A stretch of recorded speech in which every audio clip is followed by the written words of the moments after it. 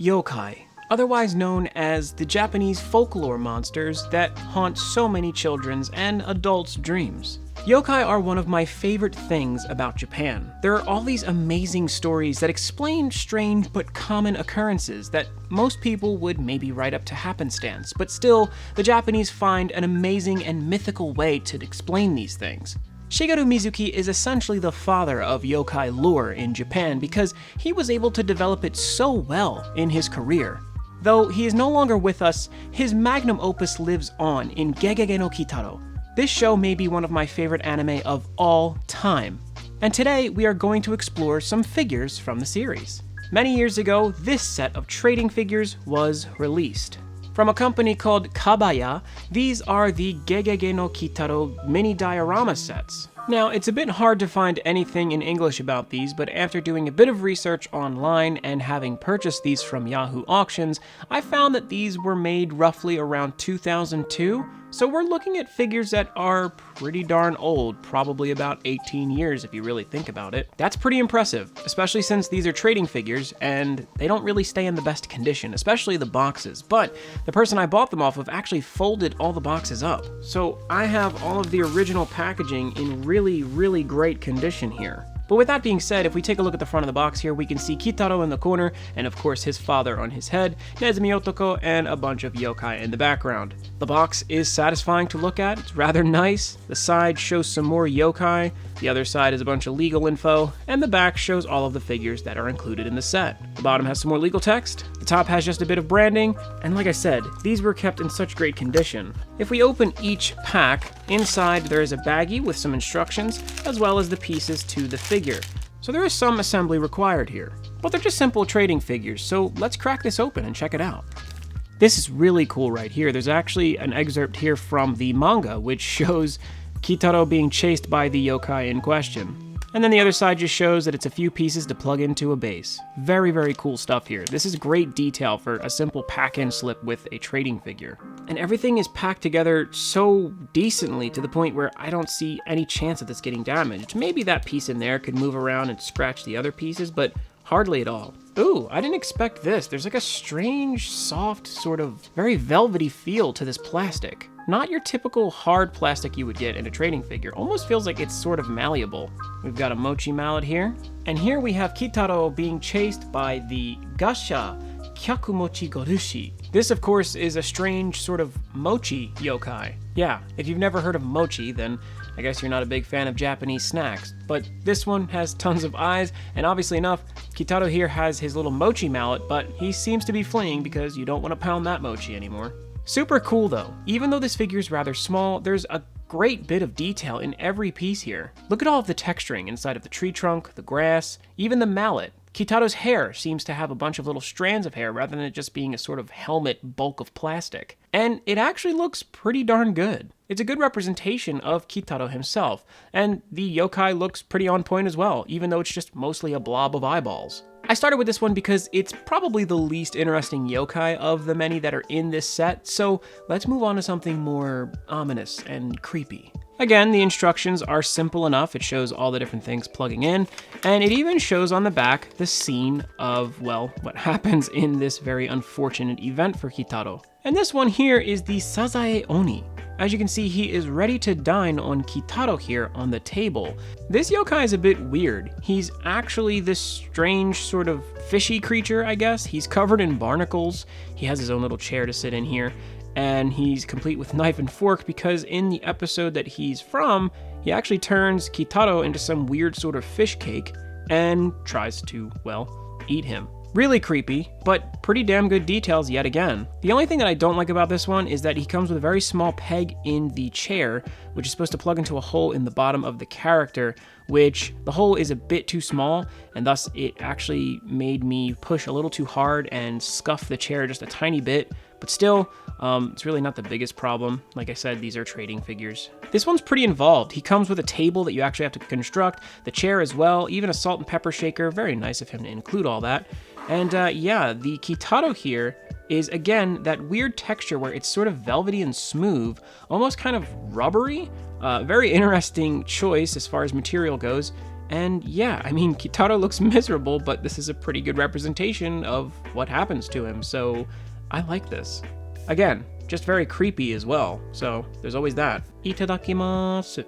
Again, we have instructions, and on the other side, a miniature comic here showing Medama Oyaji and Kitaro being swarmed by the many Daruma. And that's because this one features Medama Oyaji and Kitaro fighting against a Daruma? The funny thing about Daruma is that they're weirdly considered yokai sometimes, whereas they're actually a lucky charm sort of doll, I guess? But obviously enough here, they are doing a hell of a job beating up our boys. There's a lot going on here, so it's kind of hard to get all the detail on all the many little Daruma swarming Kitaro because you have to realize that these figures are about as big as my thumb. Which, when you consider it, all of the detail packed into this and all the painting that goes into this is pretty impressive. Again, Kitaro has many strands of hair, and there's even little faces on some of the Daruma, but not all. I love seeing Medama Oyaji-san here represented in this tiny little piece here, but what I think is most impressive is what's inside of the Daruma's stomach. When we take a look inside, we can see there's a bunch of tiny little Daruma, all complete with strange little faces.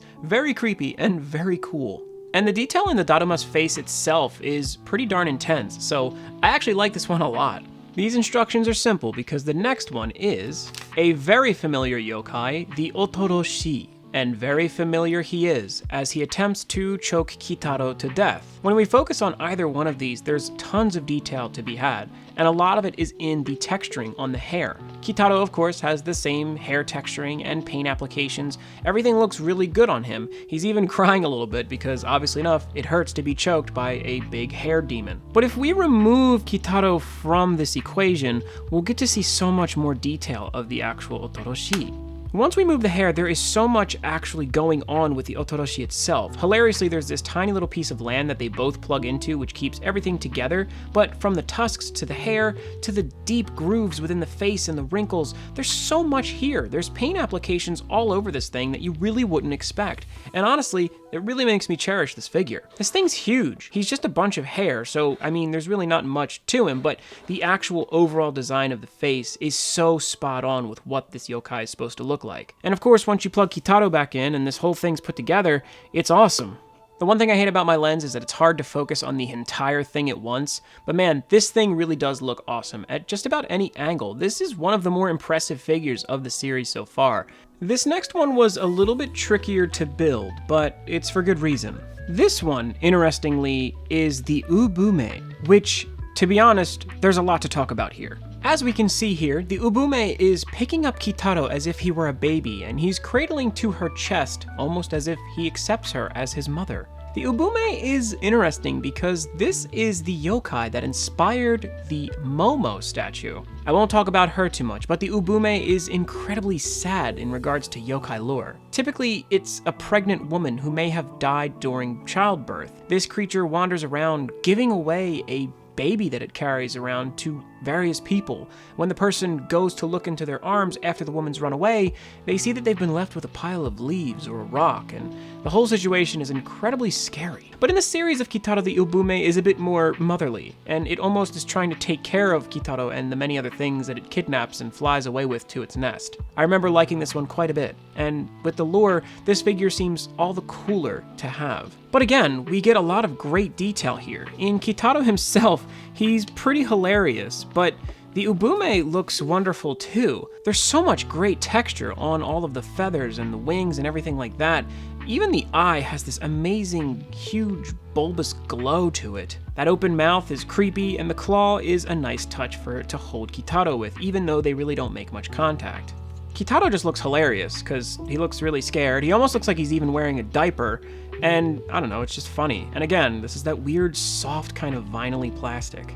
I saved this one till now because these last few are some of the most interesting to me. This next one is as interesting as it is because of who it is. This is one of the ultimate antagonists of the GeGeGe no Kitaro series, Backbeard, or Backbeard. And hilariously, this one comes with quite a bit. It's very elaborate. As we can see here, the ever-faithful and brave Nezumi Otoko is leaving Medama Oyaji-san on the ground to die, while Backbeard is ready to strike. Floating above ominously, we see the giant black eyeball creature just staring down like he normally does. There's skulls in the background, it's super ominous, super creepy, and pretty darn nice looking, to be honest. The actual eyeball creature itself is pretty nice looking, very well sculpted, lots of different tendrils coming off of it, and the eyelid is super well textured and sculpted as well. Everything here just looks great. Nezumi Otoko is again that weird rubbery texture, as is Medama Oyaji-san laying on the ground here, a separate piece, but all this looks so good. The diorama itself with all the skulls, all this is just so appropriate and super cool, especially for something that demands it, like Backbeard. But what could top Backbeard, you say? Well, of course, there's a very iconic yokai that I happen to like quite a bit. The final instruction page is quite a bit here, as you can see by all these steps, and that's because it's possibly the most intricate and interesting one of the set, the one and only Gashadokuro. As I said, this one may be my very favorite because it's pretty much my favorite yokai. I feel like it's kind of cliche to pick this one, but it's just so damn cool. The Gashadokuro is a giant skeleton that hungers. It wants to eat, and it wants to eat you. It wants to eat anything. It's a mindless creature that really its only purpose is to destroy. A giant, hateful skeleton. That's pure horror. And this figure is a great representation of that.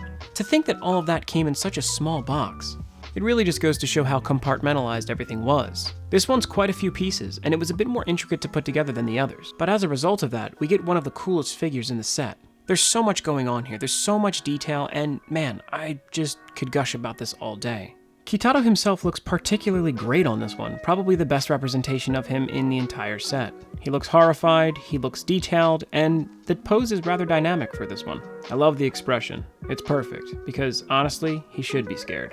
And when it comes to the skeleton, there's so much here to love. Look at the size of this thing. There's so much detail and love put into this. The only thing that really bothers me is there are some hairline fractures in it, but obviously that's kind of something you come to expect. Even on its own, this one just makes a great figure as just a Gashadokuro. You don't even need to have Kitaro on the base. The paint job, even though it's inconsistent, it works really well. There's all this interesting dry white paint all over it, but you can see it's smattered in where there's a bit of gray as well.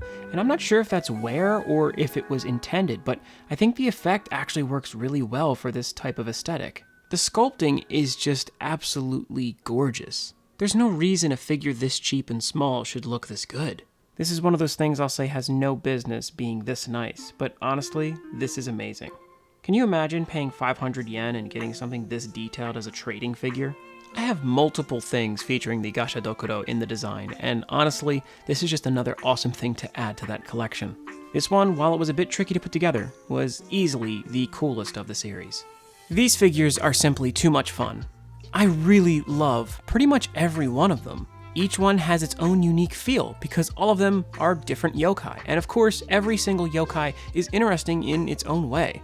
That's one of the things I love about yokai, and one of the things I truly treasure about Kitaro is how much emphasis they put on how unique all these yokai are from one another. These figures certainly are impressive, especially for trading figures, and especially for figures that are actually 18 years old at the time of this recording.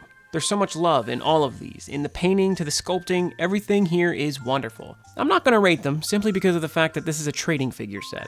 There'd really be too much to talk about, and too many different numbers, I think, for each one. But overall, these are awesome, and if you do like Kitaro, I certainly recommend you pick these up.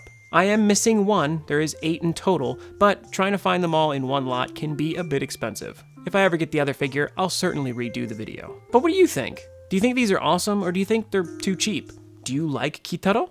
Do you know of Shigeru Mizuki's work? Do you like yokai? Why don't you comment below and tell me what your favorite figure is from this set? I'm going to link something on screen for you guys to check out, and if you have already seen it, please just click it anyway because it helps the channel. And I did this video because it's going to lead into a very interesting Japan video. Stay tuned for that. Thank you so much for watching, have an amazing weekend, and keep on collecting.